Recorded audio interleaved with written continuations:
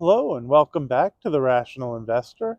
Today I'm going to talk about the real estate market and why, at least here in Las Vegas, I think right now is a really good opportunity to be buying.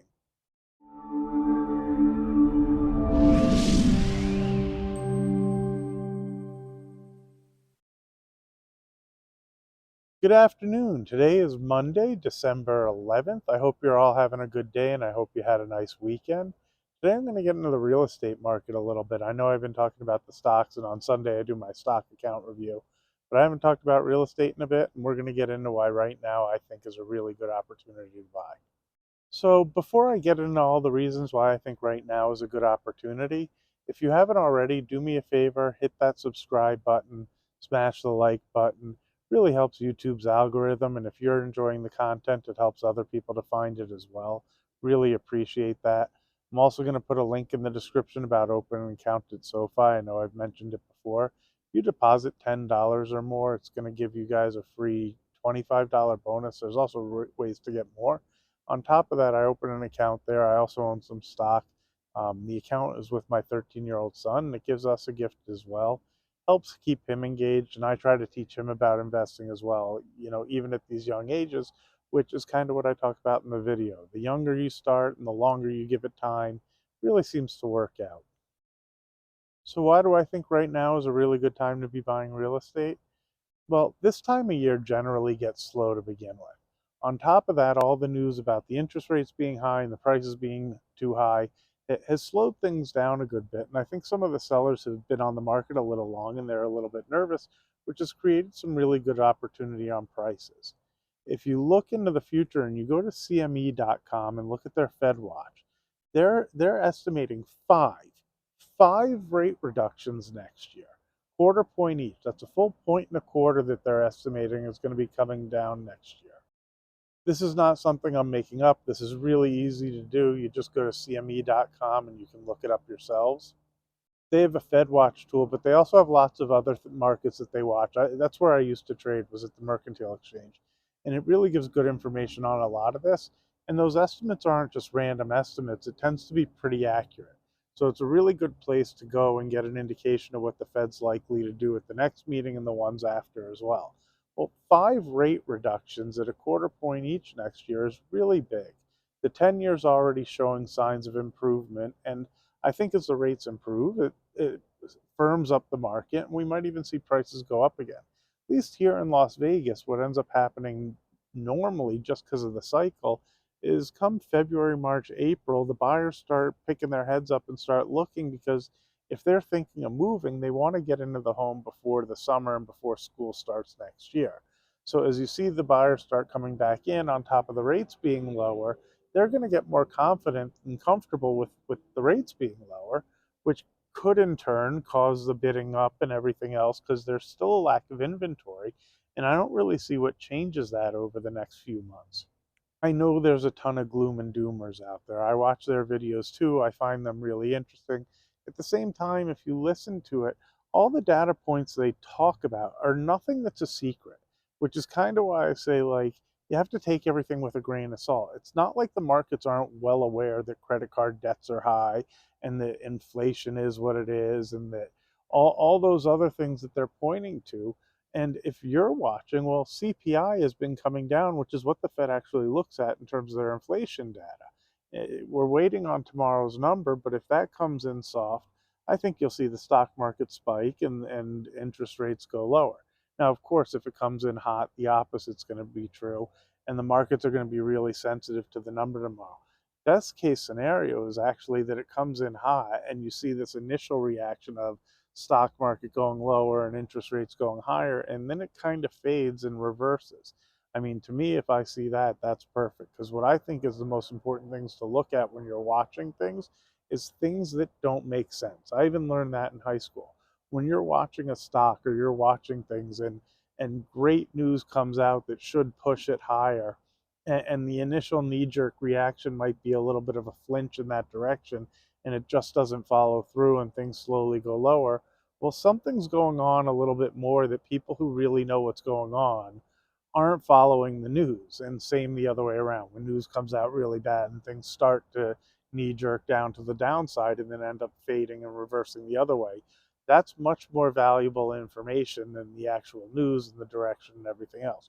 So if tomorrow CPI comes out hot, you see the stock market start to go lower, you see interest rates start to go higher, and it all kind of fades, and by the end of the day is reversed.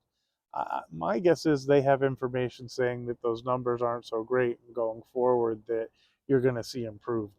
Now, that's just my guess. Like I always say, you guys need to do your own research and make your own decisions. When you're looking at the financial markets, you can't rely on me. And by that matter, you shouldn't rely on anyone on YouTube or any of these channels. You have to do your own research and make your own decisions. But I really think right now is a great opportunity, at least here in Las Vegas, that if you're in the market for buying a home, I wouldn't let the news scare you out. I just wouldn't overbite and buy something that you can't afford. If your job's secure, I don't see a ton of unemployment in the future. The Fed's goal is not to cause a crash. I think they've done a really good job at doing what they've said they wanted to do. They wanted to slow the economy down, which seems to be what they've done. And now that it's slowing, there's no reason for them to push it over the edge and try to crash it. They'll ease up on things and market goes back to normal. So if that happens, as people get comfortable that there's no huge recession coming, well, you'll see the market naturally start going higher. Don't forget, 2% inflation is still inflation. That is not deflation. That is not a crash. Like I said, all the data points that the gloom and doomers are pointing to, it's not anything that they're the only ones privy to it. Yeah, credit card debt is at all-time highs.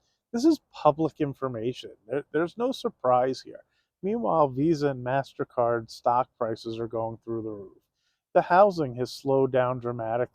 Well, go look at Lennar and D.R. Horton and KB Home stock and notice that that's near their highs as well. If not, it's maybe 5 or 10% off. You just have to pay attention to all of the information and not look at people scaring you out because they're pointing to data points that are scary. There's an old saying that markets climb a wall of worry. I find that to be pretty accurate. And as all the data points point to really scary information and the markets are doing the opposite, well, from my vantage point, that's much better information than the actual data points. Again, there's no secrets. Everybody has the same information.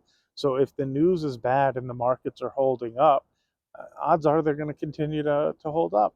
Don't forget, stock market in particular is forward thinking. So I like to watch the stock market also to get my idea on the housing market. If the stock market's strong, I would expect the housing market to continue to be strong. And I see housing affordability getting tougher and tougher going forward. I understand that the cost of a home right now compared to somebody's salary is higher than it used to be, and a good bit so. But I think two people working has pushed a lot to that. As two people work, you have to combine both those incomes and don't compare it to the 60s, 70s, and 80s and talk about how much it's changed over that time. Life has changed. I watched one where they talked about something about 50 years ago, it was this or that. I was like, well, 50 years ago, McDonald's stock was probably 10 cents a share in comparison to where it is today. Life evolves and things move on. You have to adjust with it. And just because it looks expensive doesn't mean it can't continue.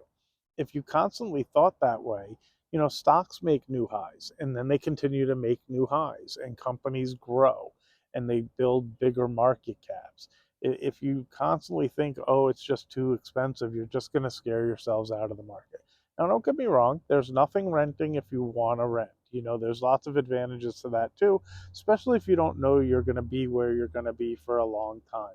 Think if you're buying a house, you want to make sure you own it for 5, 10, 20 years, not 2 or 3 and then move on to the next.